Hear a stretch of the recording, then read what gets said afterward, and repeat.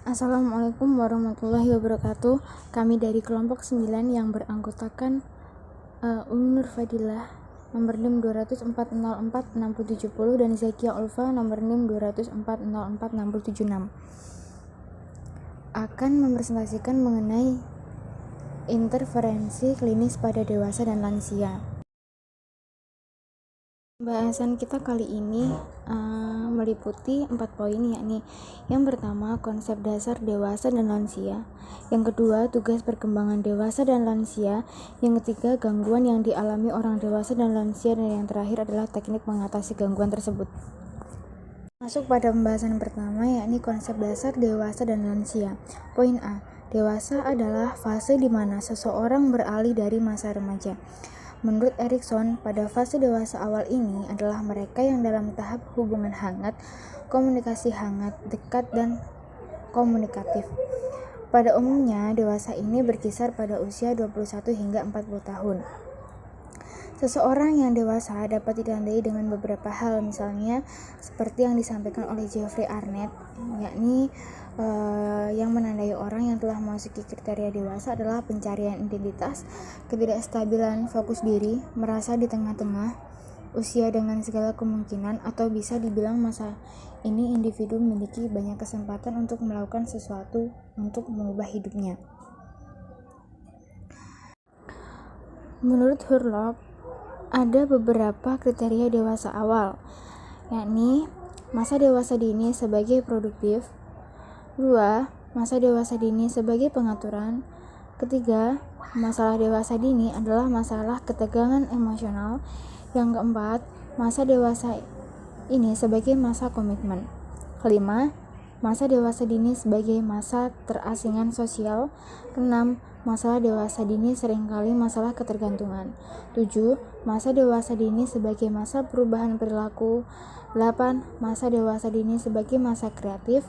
9. Masa dewasa dini sebagai penyesuaian diri dengan cara hidup baru. Dan yang terakhir, yakni ke-10, masa dewasa ini sebagai fase bermasalah. Selanjutnya, yakni konsep dasar masa dewasa madya. Nah, menurut Hurlock, usia dewasa tengah atau dewasa madya ini berkisar pada umur 40-60 tahun. Kedewasaan ini ditandai dengan perubahan-perubahan yang terjadi, terutama pada fisik, mental, serta perubahan minat. Sedangkan salah satu ilmuwan psikologi Erikson mengatakan dalam bukunya yang berjudul Soundtrack tahun 2002 bahwa pada masa ini seseorang bisa menjadi sangat sukses atau malah sebaliknya dia menjadi statis. Pada usia dewasa tengah, seseorang baik pria maupun wanita sama-sama berada pada masa transisi. Hal ini sangat nampak. Perhatian mereka yang sedang mengalami fase ini akan lebih dalam mengenai agama dibandingkan pada fase sebelumnya. Pada fase dewasa tengah ini, seseorang akan mampu menyelesaikan masalahnya tergantung kedalaman inti permasalahan.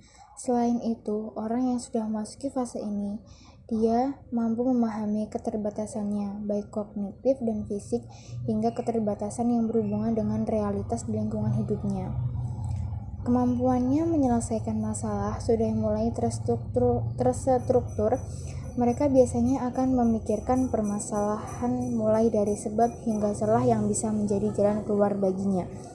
Atas dasar analisanya tersebut, barulah orang dewasa tengah akan menyusun rencananya untuk menyelesaikan masalahnya secara verbal. Lanjut pada konsep dasar perkembangan dewasa akhir atau lansia.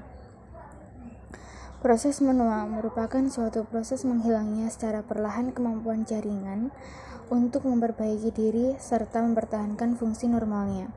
Dengan begini, maka tidak dapat bertahan terhadap infeksi dan memperbaiki kerusakan yang dialaminya. Dan menurut WHO terdapat batasan usia, yakni usia pertengahan, middle age, itu pada usia 45-59 tahun. Yang kedua ada lansia, elderly, pada usia 60-74 tahun. Lalu lansia tua atau old, itu pada usia 75-90 tahun, dan usia sangat tua, very old, itu di atas 90 tahun. Nah, menurut Undang-Undang Nomor 4 Tahun 1965 Pasal 1 menyatakan bahwa seseorang dapat dinyatakan jompo atau lanjut usia setelah yang bersangkutan mencapai umur 55 tahun, tidak mempunyai dan tidak berdaya mencari nafkah sendiri untuk keperluan hidupnya sehari-hari dan menerima nafkah dari orang lain. Pada saat ini berlaku Undang-Undang Nomor 13 Tahun 1998 tentang kesejahteraan lansia yang berbunyi, lansia adalah seseorang yang mencapai usia 60 ke atas. Pada masa lansia merupakan usia yang sudah mendekati siklus kehidupan manusia di dunia. Usia tahap ini dimulai 60-an sampai akhir kehidupan. Pada periode ini dideskripsikan dalam hadis sebagai berikut.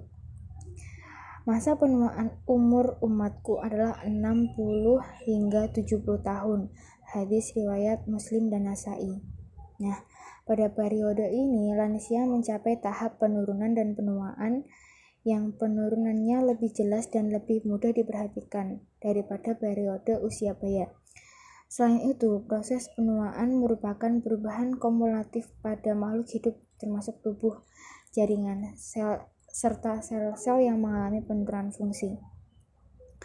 Pada tahap ini dihubungkan dengan penuaan degeneratif pada kulit, tulang, jantung, pembuluh darah, paru-paru, saraf, serta jaringan lainnya. Sebagian perubahan fisik yang biasanya diasosiasikan dengan penuaan dapat dibuktikan secara jelas melalui pengamatan biasa, seperti halnya kulit yang sudah mulai keriput dan mulai pucat, serta sudah tidak elastis seiring pula dengan mengerutnya lemak dan otot. Pembengkakan pembuluh darah di kaki menjadi hal yang lumrah, rambut menjadi beruban serta semakin tipis dan rambut di tubuh semakin berkurang. Periode selama lansia berlanjut, kemunduran fisik dan mental terjadi secara perlahan dan bertahap pada waktu kompetensi terhadap penurunan ini. Pada tahap ini dikenal sebagai senescence, yakni pada masa proses menjadi tua. Orang akan menjadi semakin tua pada usia 50-an atau tidak sampai usia awal atau akhir usia 60-an.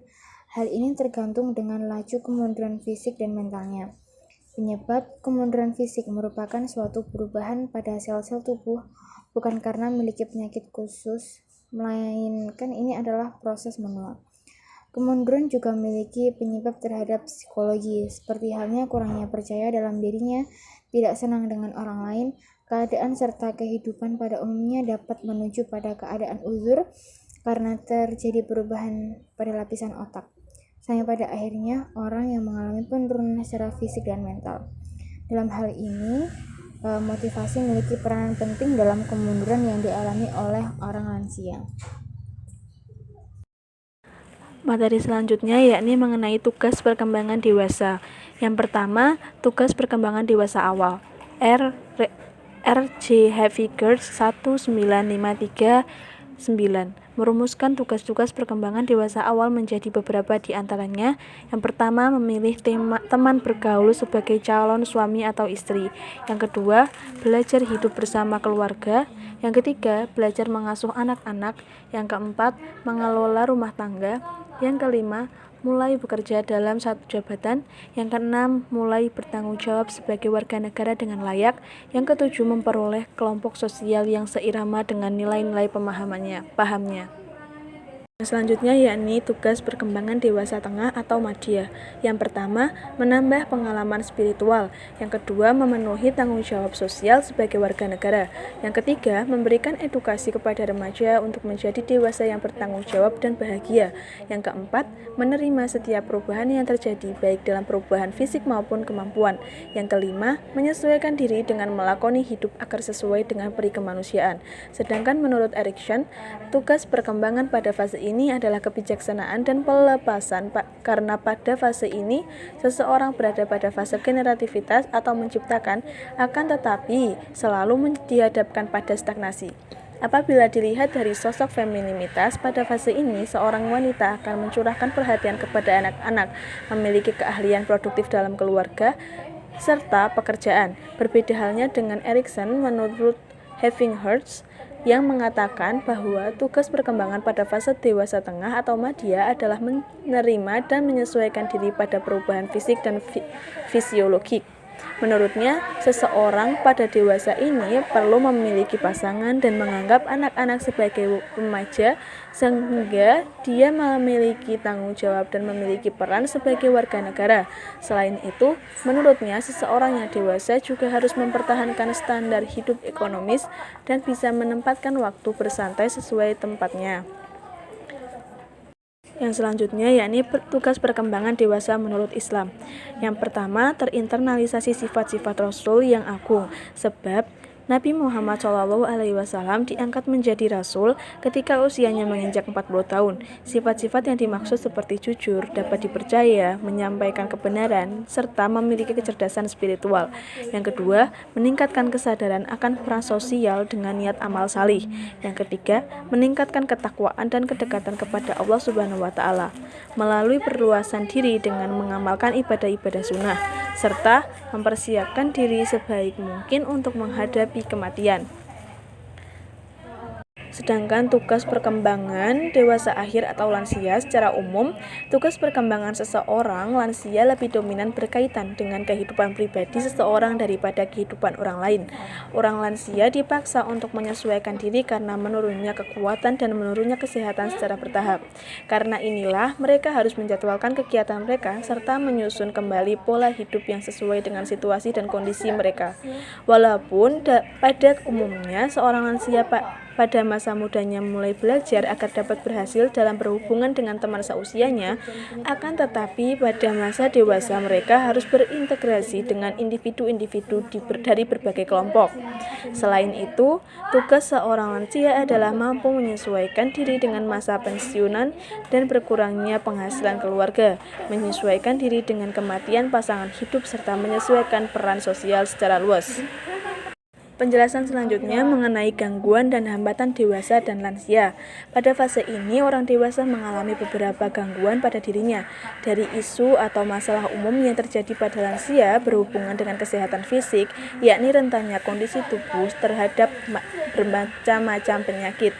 Hal ini karena berkurangnya daya tahan tubuh dalam menghadapi pengaruh dari luar. Banyak dari lansia yang terserang penyakit seperti diabetes, jantung koroner, rematik, asma, asam urat, dan masih banyak lagi.